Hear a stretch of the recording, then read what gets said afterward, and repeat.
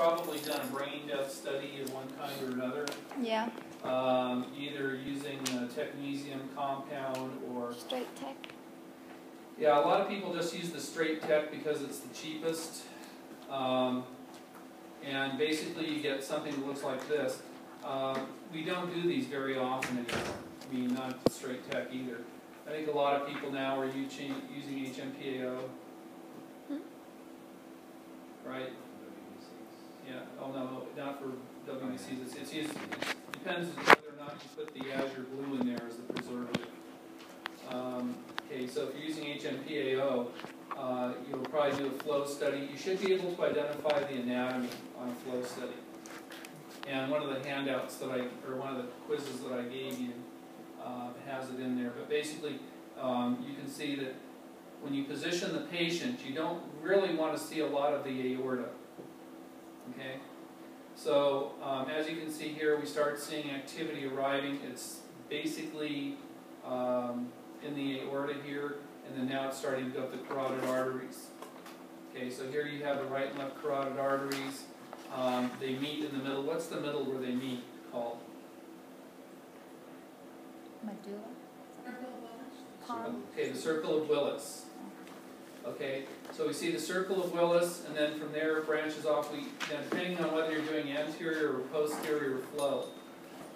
The reason I say that is because based on the patient's symptoms, that's going to determine whether you do anterior, posterior, or lateral flows. If I'm having visual cortex problems, I'm not going to do an anterior flow. We do a posterior flow.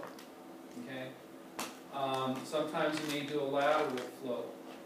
But in this case here, we would normally, this is an anterior flow, so we would see the right mid-cerebral artery, the left mid-cerebral artery, and the anterior cerebral artery. Again, you should see all three phases of this. Normally, you're going to see what they call the blood arrival or the arterial phase. And then it looks like the whole brain sort of fills up with radiopharmaceutical. That's the capillary phase. And then when you start seeing the mid-sagittal sinus, and you start seeing, well, here you can't see it very well, but you see two little lines down here. Those are the jugular veins. They're calling this one a normal anterior cerebral blood flow. I totally disagree with them. Can you guys see anything there that kind of makes you question whether this is a normal or not?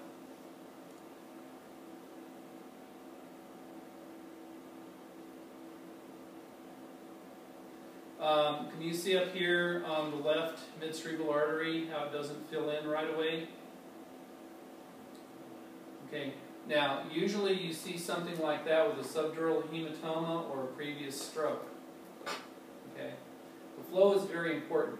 Now, if this is a brain death study, then you don't see anything. You see the carotid arteries kind of go up and then they stop. Okay? You don't see any facial activity, nothing. There's no scalp activity. And in fact, some people will put tourniquets around the patient's head just to make, it kind of forces the blood into the deeper blood vessels. So you may or may not do that, but the bottom line is you'll see a complete absence of any activity up there. If you touch the patient's head, it's ice cold. Okay, a patient who's brain dead, there's no doubt in your mind, there's absolutely zero warmth to the head. Okay?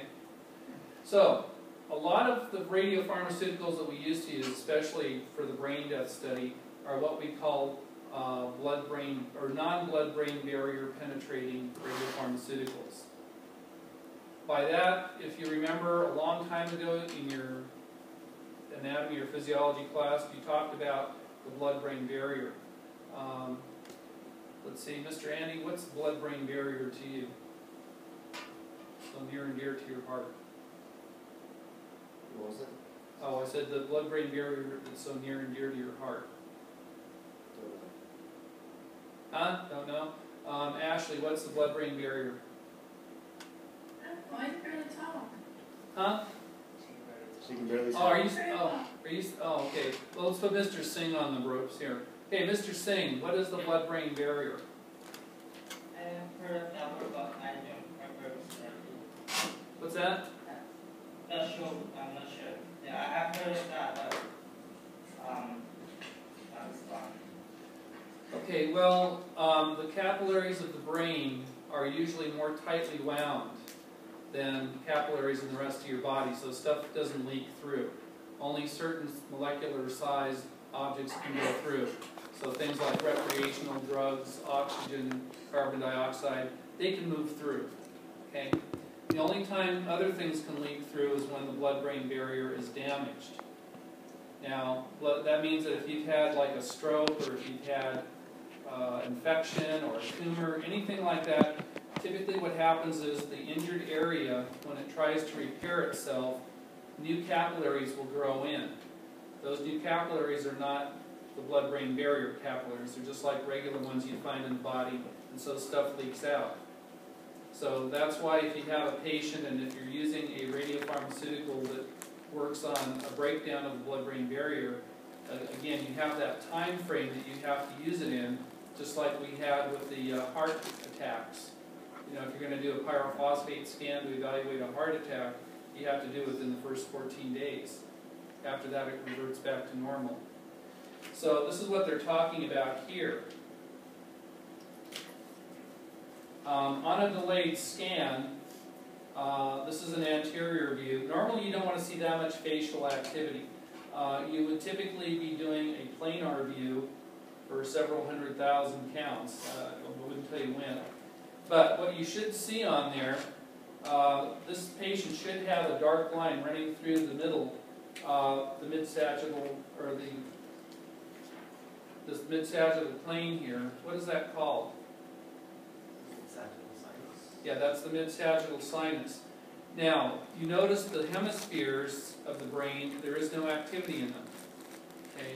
That's because unless there's been damage to the blood-brain barrier, we wouldn't expect to see our radiopharmaceutical localized in there. Okay? Now, over here, here's the posterior view. Okay?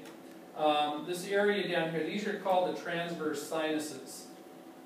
Okay? We have two transverse sinuses, one on the right, one on the left. This is the posterior sagittal sinus here. It's still the mid-sagittal sinus, but what happens is the blood is draining back from the brain and going through the mid-sagittal sinus and into the jugular veins and being returned back to circulation. The posterior fossa is where the cerebellum is.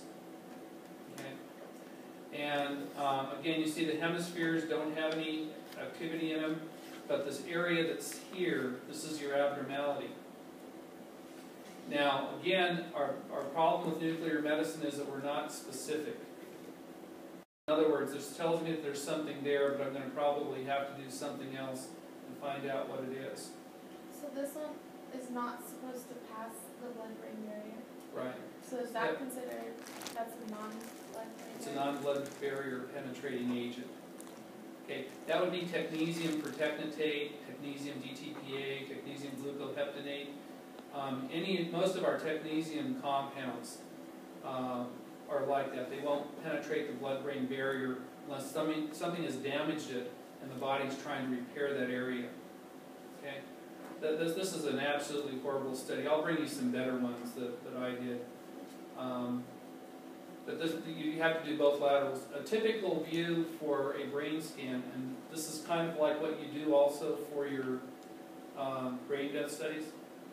But It's too bright. You wash out. oh, I'm sorry. I don't want to do that.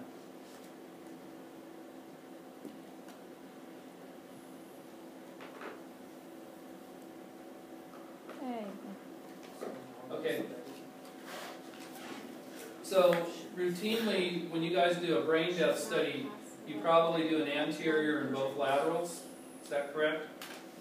Anterior. Just do an anterior? Yeah. I don't know. I just, if somebody's going to pull the plug on their life support, I like to do the laterals. Yeah, Takes like what, 5 minutes? yeah, it doesn't take that long. But sometimes what they'll also do is they'll take a picture of the top of the head that they call a vertex view. So you may take a total of 5 images, especially if you have a lesion up on the top. Okay.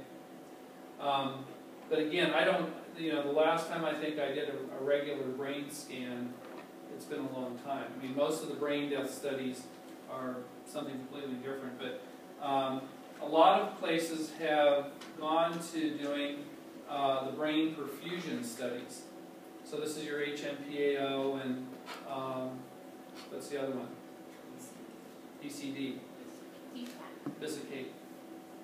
Okay, either one of these, okay, all of your brain perfusion or metabolic studies are going to look like this. Okay? Over here they've tried to identify the anatomy on here. I'm looking at this thing and trying to match it up with this. It is important that you understand the cross-sectional anatomy. Okay? Are you going to see a lot of this on your board exams? Only major things. Okay? So you may have like some basal ganglia, you may have some the limbic system, you may have general, like perfusion problems, like in this case here. This patient here, I don't know who did this study, but it's not a very good study. But a lot of the anatomy that they have identified here, okay, like we have the corpus callosum, that we don't normally see. Our perfusion and metabolic agents, remember we know that the brain is made up of two types of cells. We've got gray matter, well not two types of cells, but two types of tissue. We have the gray matter and we have the white matter. So then we got the what's the matter?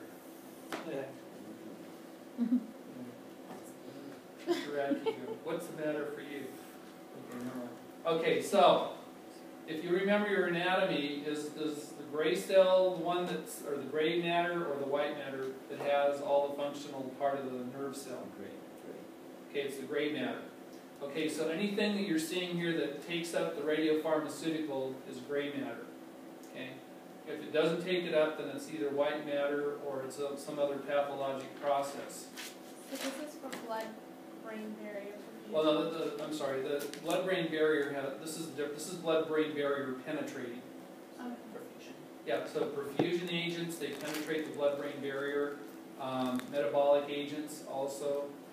Remember that the brain is one of the highest users of glucose in your body.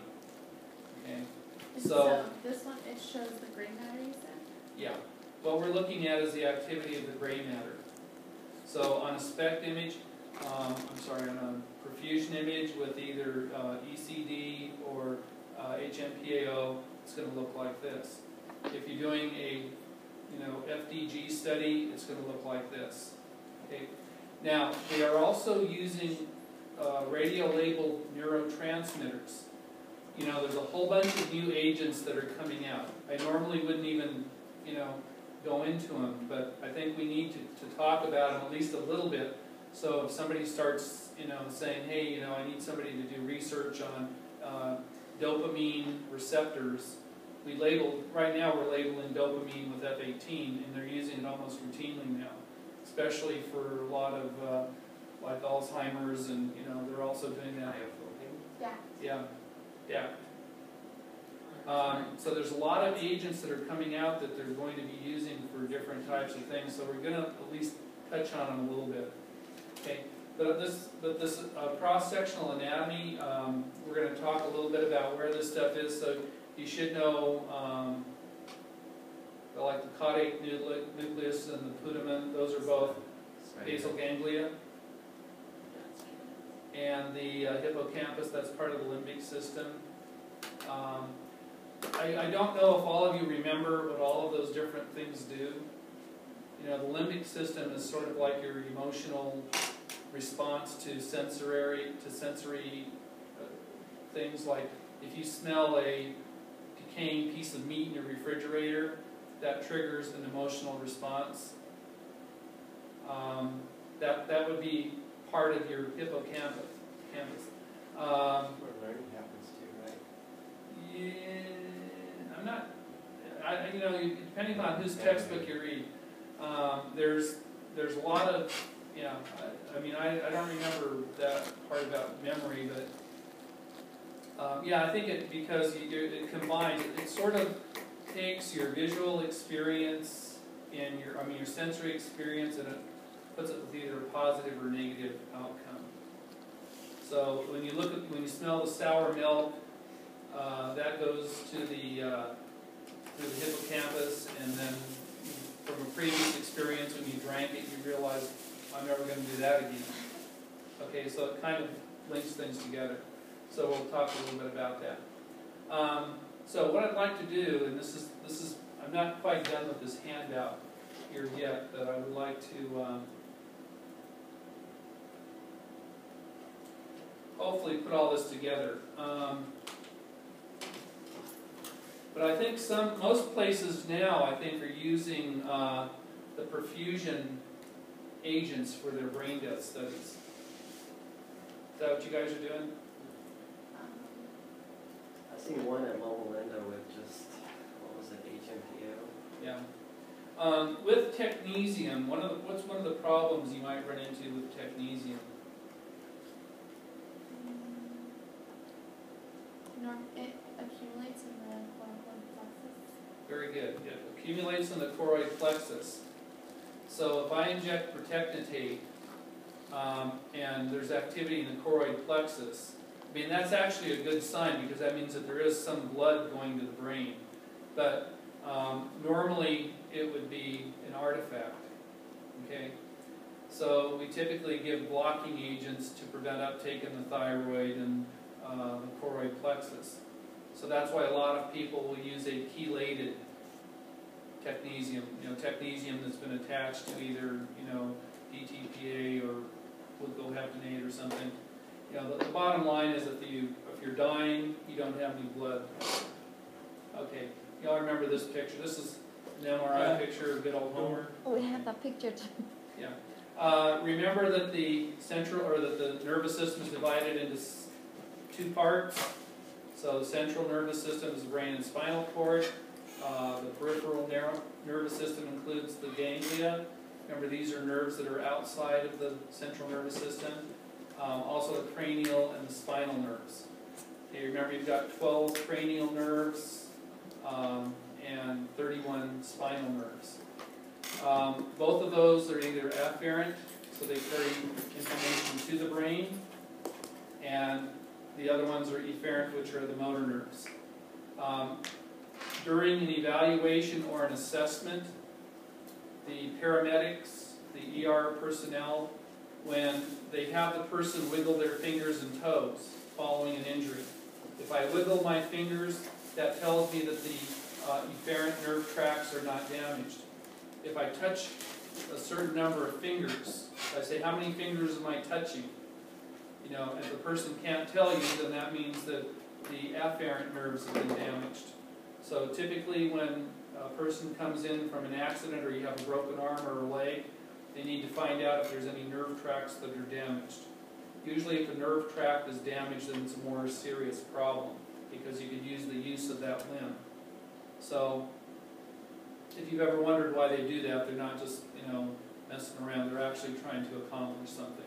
So afferent, yeah, they want you to see if you feel anything, and then when they ask you to move something, or they're also measuring the strength. Because when I went to go with when my father was having problems, I said, here, grab my hand and squeeze it as hard as you can. So the left side was okay, the right side was really, really weak. So I knew we had a problem. Plus his face is drooping. Now remember, when you have a stroke, the side that the stroke occurs on will be contralateral. Yeah. The body will be contralateral. Yeah, it's lateral for the facial. So if I have a stroke on the left side, my left side will be droopy, but the right side of my body will be paralyzed. Also, because of a stroke, we have tremendous increase intracranial pressure. The patient gets really hot. Their blood pressure goes sky high. We basically lose the ability to regulate all those things, So what will happen is, that's why if the person survives the first 72 hours, they may have a chance. Ashley, you do CT, right? She do X-ray. Okay, well, here's the thing, when I have a patient come in for a stroke, okay, we don't administer contrast agents to the patient. Normally we do that to evaluate blood vessels, but the contrast actually causes a breakdown in the blood-brain barrier. And when you have a stroke, it's either because you have a blood vessel that's bleeding, or you have a blood vessel that's clotted off, or you have a piece of something that's broken loose and traveled and blocked the blood vessel. Those are the three reasons. Or if you've had a heart attack. When you've had a heart attack and the heart isn't beating, you get blood clots that form in the chamber. So when we resuscitate the person, sometimes they'll have a stroke as a result. Didn't know that, huh? What kind was your father's? Was it a clot or an aneurysm? He had bruit. He has if you put a stethoscope to a person's neck, you'll hear a sound. You normally hear lub dub, lub dub, lub dub. Yeah. The brew, you hear lub dub, shh, lub dub, shh, and that shh sound. If you've ever taken a garden hose and bend it to stop the water from flowing, you'll hear that shh before it completely stops. That's how Doppler works. That's how we use Doppler to evaluate blood vessels. Okay, we measure the velocity of the blood. So anyway, what usually happens though is that we don't want to administer a contrast agent to somebody who's bleeding, okay, especially within the first 72 hours. So what we do is we do a non-contrast CT scan to see if there's an active bleed. Okay, because even if I've had a stroke, it's going to look normal until 72 hours later. But if I'm bleeding, I don't want to make it worse by administering the contrast. Why would it make it worse? Because it would continue to bleed. It would be like almost like an anticoagulant. Okay? So when a person comes in with a stroke, they're not going to do a CT scan with contrast. Now later on they will. But remember, it's the same thing. What you're going to learn is that it takes a few days for the damage to start showing up. So even on a CT scan, it's going to look normal until about 48 to 72 hours after the event. Because the contrast penetrates the BBB? Yep. Well, what it does is it causes the blood-brain barrier to expand, so stuff is able to leak in and out. It makes it permeable. The astrocytes kind of Well, the pores. Yeah, what happens with this, contrast has a very high osmolarity. Okay, your blood has an osmolarity of about 290 to 300 particles per milliosmol. Okay, y'all remember osmolarity. Things tend to travel from a higher concentration to a lower concentration. Okay, so when I inject contrast into a patient, the blood has a very high osmolarity. So fluid tends to move out of the cells and into the blood vessel. So when that happens, the patient's going to say they feel warm all over. Blood volume expands. Yeah, blood volume expands.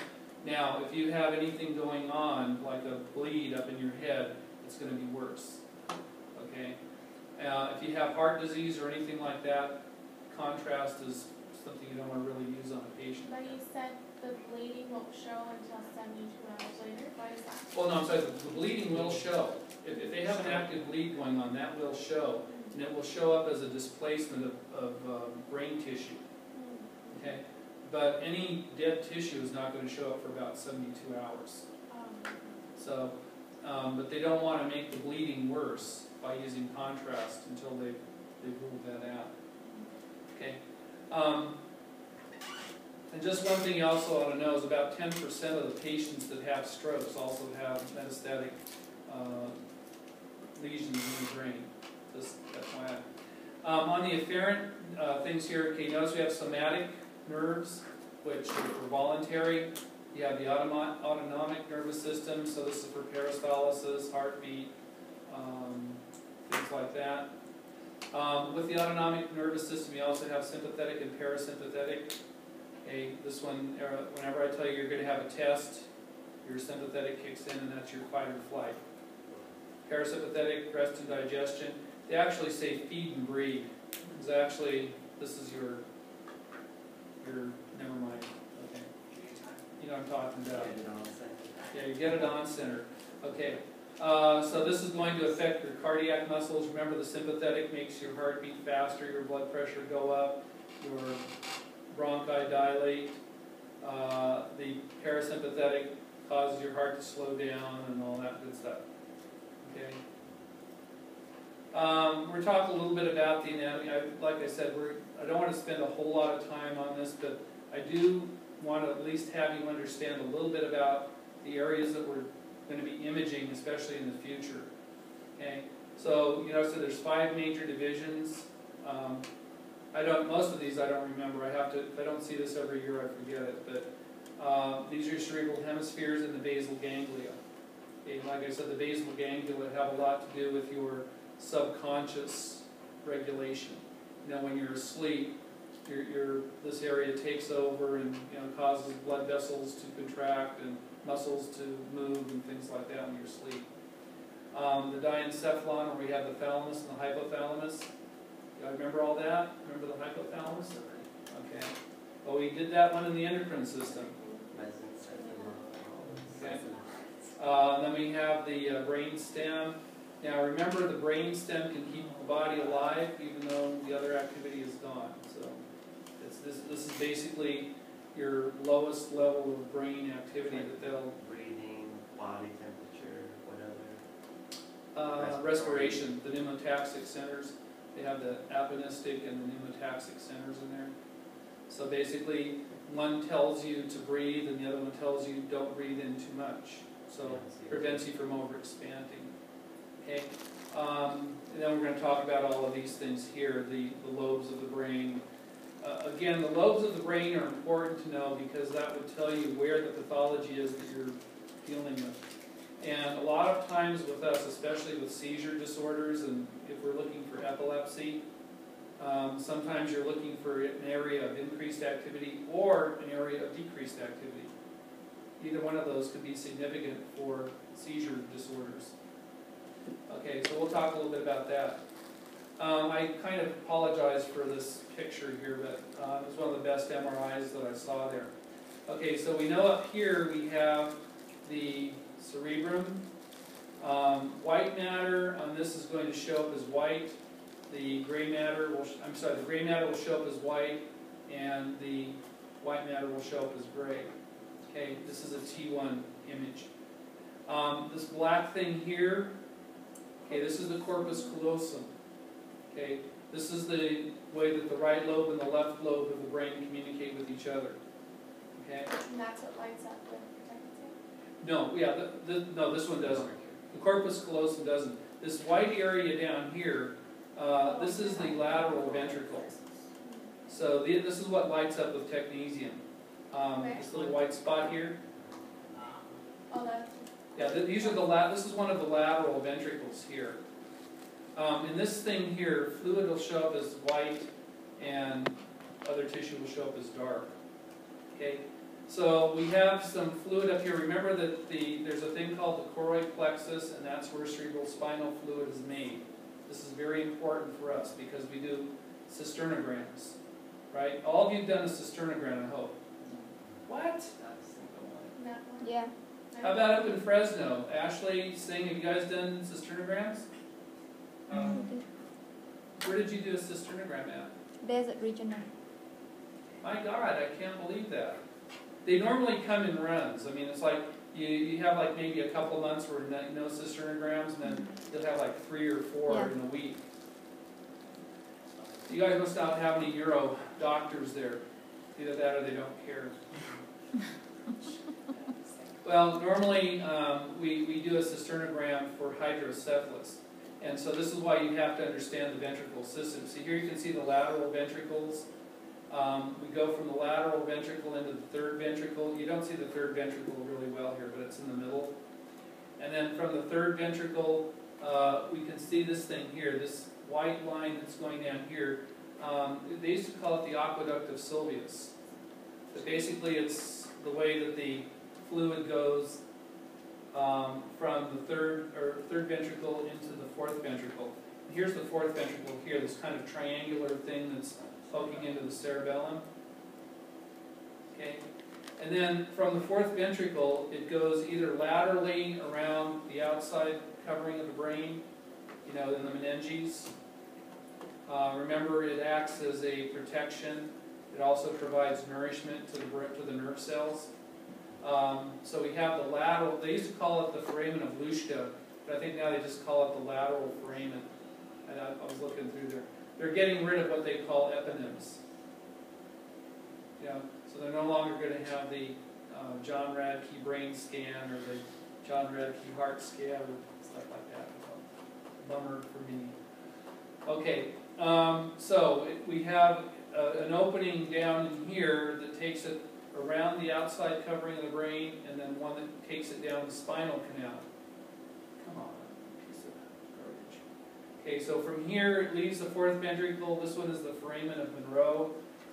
Magendie, I'm sorry. Magendie. I don't know, I think it's just called the spinal foramen now. But what happens is the spinal fluid goes down, the CSF goes all the way down to the cauda equina, and then turns around and comes back. That's when we inject our radiopharmaceutical, is when it's coming back up to the brain. Okay? If we inject it and we're in the spinal canal, it's going to get pushed down to the bottom, and then it's going to start coming back up to be recycled, so to speak. How do we know when to inject? Well, that's a good question. We noticed that the spinal cord goes down how far in the body? L5? L, yeah. Actually about L3. You know, L2, L3 is about, you know, once you get past, you know, a little bit below that, then there is no spinal cord. What you have down there is this, the cauda equina. Okay, the reason why this is important is because to administer a radiopharmaceutical for a cisternogram, we inject into the subarachnoid space of the meninges. And what they do is they stick the needle in. The anatomical location that they stick it in, it's called the interpedicular space. It's the same place we do For myelograms or spinal taps. Yeah. Basically, between the two pedicles, there's an opening.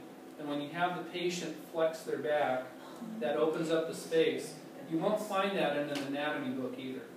Okay, you're the only people that know. It's called the interpedicular space. Okay, because all they're going to tell you is that they stick it into the spinal canal. But the thing is that the space that they stick it in is called the interpedicular space. Normally, we look at under fluoroscopy to, you know, make sure the needle is going to be going into a spot where it's not going to hit bone. So what they'll do is before they'll inject the cisternogram, or they'll do a myelogram, or they'll do a, well, they don't normally do that for just spinal taps. But for our purposes, they normally like to make sure that the needle is in the right spot. So they'll use fluoroscopy to show that it's centered over the interpedicular space. They'll do it from L3 down to L5, you know, because there's no spinal cord to paralyze the person. If they hit a nerve down there, yeah, it's gonna. What it does is it sends like a shock of lightning down their legs. You know, the patient will never forget it, but it's not going to do as much damage as if you did it up higher. Now, in my day, we used to inject it directly into the base of the skull. They would inject it into the basal cistern. Okay, but then they started doing it down there, down in the L5 level. So that's always a test question, is that for a cisternogram, we always do it below L3. We inject into the subarachnoid space. The way that we find out that we're in there is that we have a very long spinal needle. The needle has what they call a stylet. So after I stick it in, I'm able to remove the core of the needle while I still leave the needle in place. And then if I'm in the right spot, then cerebral spinal fluid will come out. So L3 in the quadra equina in the subarachnoid space. Yeah. Cauda equina means tail of a horse. I guess when, you know, people started dissecting other people, they said, "Oh, that looks like a horse tail." So when they do it there, don't they press on the plunger and it like comes out a little? yeah, there is pressure in there. There's usually with cerebral spinal fluid, it's about 10 millimeters. I can't remember what it is in water. 10 millimeters of mercury. How do you know you're in the subarachnoid space? You'll actually have fluid start coming out. Oh, is that how you know? Yeah, typically, and they normally use a glass syringe because the cerebrospinal fluid is so sticky. And also, in the past, we used to use an oil-based contrast to inject in for myelograms. We don't do that anymore because you have to get all the stuff out. And that means that after you inject it in, we used to have the contrast agent follow the meninges all the way up to the base of the brain. And then at the conclusion of the study, we would have to draw it out. So anytime you stick a needle in there and lower the pressure, literally you start sucking the brain down the spinal cord. So because I reduce the pressure down here, it creates a suction that starts pulling the brain down. And so people normally get really bad headaches from this. So typically Because When you spinal want to headache. take it back out, how do you take out just the oil-based stuff? You're just well, remember, oil and water don't mix. So what you had to do was adjust the patient's position. The cable goes up and down, and we would adjust it to where we would center a glob of the oil-based contrast over the needle and suck it out. But typically we would also take out quite a bit of cerebral spinal fluid, which means that the pressure up here was terrible. And they used to suck it down. We also used to inject air in there. We used to call it what they call ventriculograms. They would inject air into the spinal cavity and fill the ventricles up with air. It was like a medieval torture chamber. Ashley, did they ever show you guys an old ventriculogram?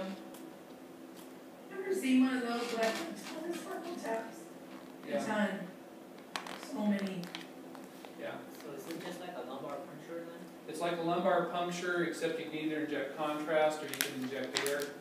Now they inject a water-based contrast, and they just let the body absorb. See, in my day, we couldn't inject the water-based contrast because it was very irritating. They've refined it since the 1970s, but if you inject that stuff into the spinal cord, you would definitely get aseptic meningitis. I mean, it would irritate it. Contrast agents are something you really don't want to have injected into you. But anyway, so here we have the cerebrum. Here we have the cerebellum. Remember, the cerebellum is gray matter with the big chunks of white matter on the inside of it. Over here we have the pons. And then over here we have the medulla oblongata. Okay. So some pretty important things we'll be looking at. Now, what I wanted to show you here was ganglia, because ganglia are these nerve things that are outside the central nervous system. You know, you find them all over the place. Now, this one here is both afferent and efferent sensory neurons. So they carry both sensory and motor information. And then what I also did here, here's the spinal cord, and I want you to remember these three layers. Okay? The inner layer is called the pia mater. We don't normally worry about that. Well, we don't worry about that too much. The next layer is the arachnoid. This is the important one because this is the one that we need to stick a needle in or through in order to get cerebral spinal fluid and to inject the contrast into the spinal canal. The dura is the very hard outer layer. If you're, obviously I could see that Ashley's seen one of these. They're probably all of you have at least seen a spinal tap. But when the doctor is trying to put the needle in, a lot of times you're going to hear a pop. And that's him going through the dura mater. Hopefully you don't hear the scraping of the needle against the bone.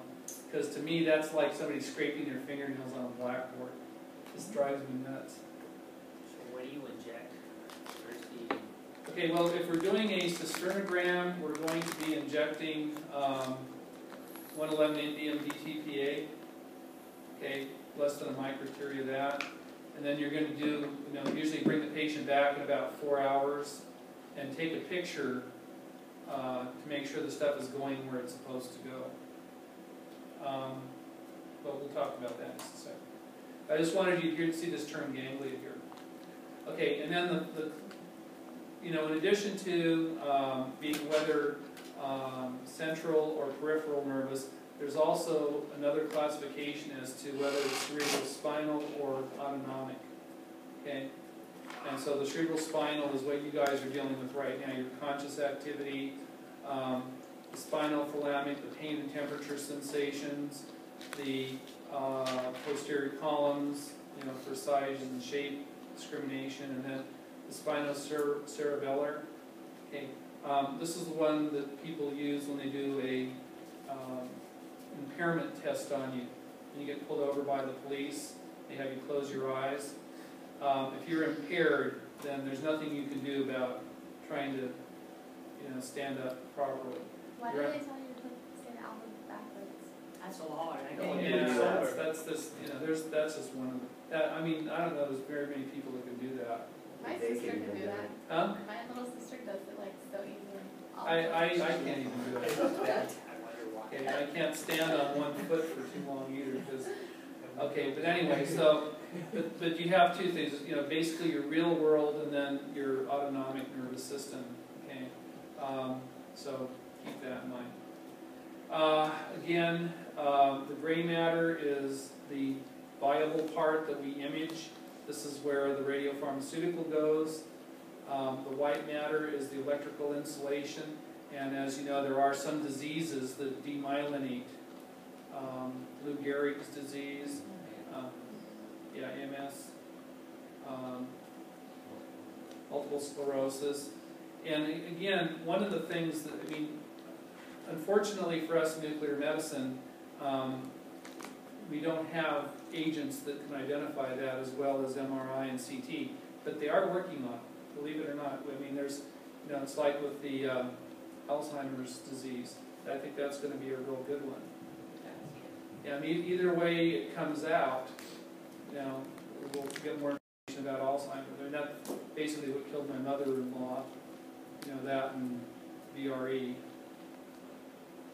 Somebody didn't wash their hands and she died of vancomycin-resistant enterococci. Okay, so here, here's what we're looking at here. So the cell is where the radiopharmaceutical goes to, so it has the nucleus and the cytoplasm. And then the myelin sheath. Now, there's different types of myelin, but I'm not going to split hairs with this. This one that you're seeing here, the segmented myelin, okay, these are what they call Schwann cells, and these gaps in between are where there's synaptic junctions. So nerve impulses can lead through here, or can be attached to here. But basically the myelin is the white matter, and it insulates the nerve so that it doesn't get an electrical short in it. The synapses is where the nerve impulses either allowed to carry on. Remember, we have things like neurotransmitters that we'll talk about, and we also have things that deactivate the neurotransmission. Things like acetylcholine and GABA, things like that. And these are the neurotransmitters. Again, the only reason I'm pointing them out to you now is because we are labeling these things. We are using fluorine-labeled dopamine. We use dopamine in the hospital a lot to keep the patient's blood pressure up. So, it's one of the things that it does. When a patient doesn't have dopamine, and again, I can't guarantee that all of these things are accurate, but this is what they're looking for as far as imaging. If you have schizophrenia, it's because of a decrease of dopamine. Tourette's syndrome, I don't know if you've seen people that just start yelling and screaming, they start moving, cursing at you. Okay, and that's due to a lack of dopamine in the thalamic region. Okay, or they think, like I said, the tics and stuff, Parkinson's disease, the tremor, Huntington's chorea. This is what that one musician had. Yeah, I can't remember his name.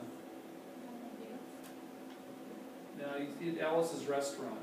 You guys are too young for that.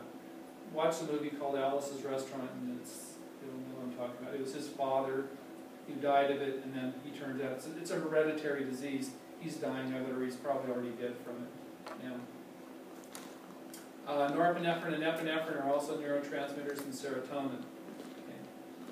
Now, one thing that you should be, most of these neurotransmitters allow calcium ions to be concentrated in higher concentrations to conduct the electrical impulse.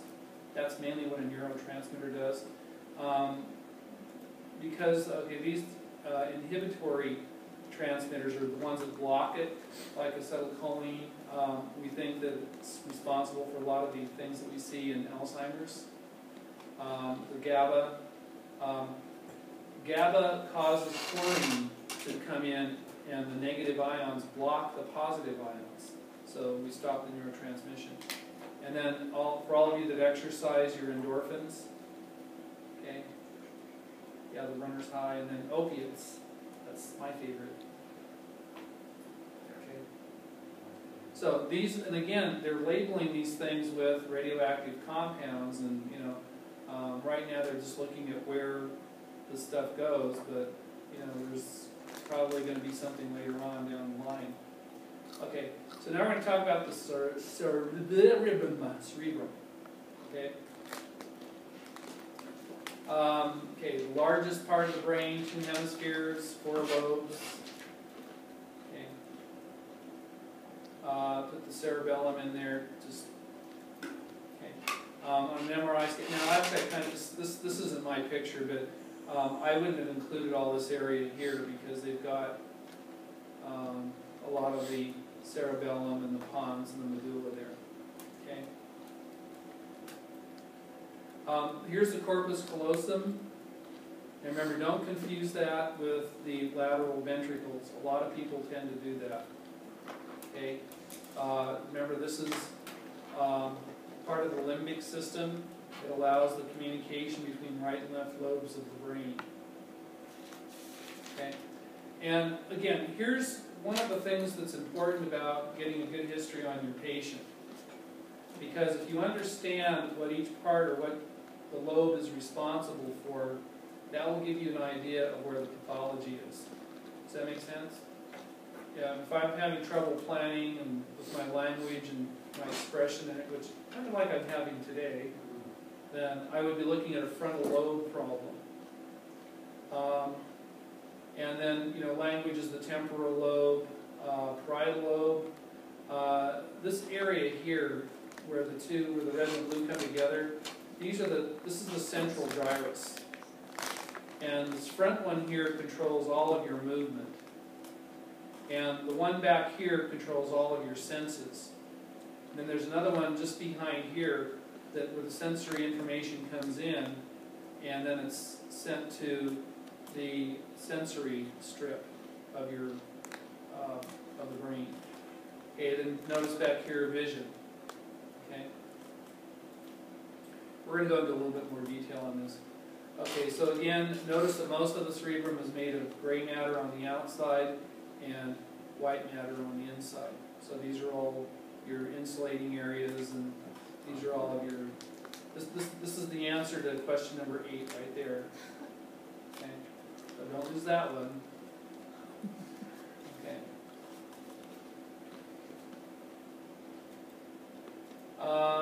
Okay, we're going to take a look at some of these different terms here.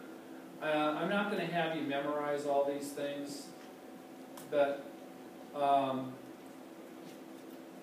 just so you have an idea, there's some areas of your brain, you have these certain gyri and fissures, and that's where the important information is. Now, on this one here, these longitudinal transverse fissures and stuff like that, this is where a lot of the blood vessels are located that return blood to the mid-sagittal sinus. Remember I showed you the transverse sinus and the mid-sagittal sinus? Okay, those are all running through the fissures in the brain. Okay? And, we'll talk a little bit about it. So, here you can see these little puffy-looking things are gyri. Did anybody see that movie, what was it, Hannibal? Where the guy was making him eat his brains? Yeah. Yeah. Well, gross. I don't want to talk about that. Yeah, never mind. Yeah. Hey, let's go to lunch. Okay. That's a gyri. Okay. The sulci are the small or the not so deep indentations, and then the fissures are the very, very deep grooves. Okay, and again,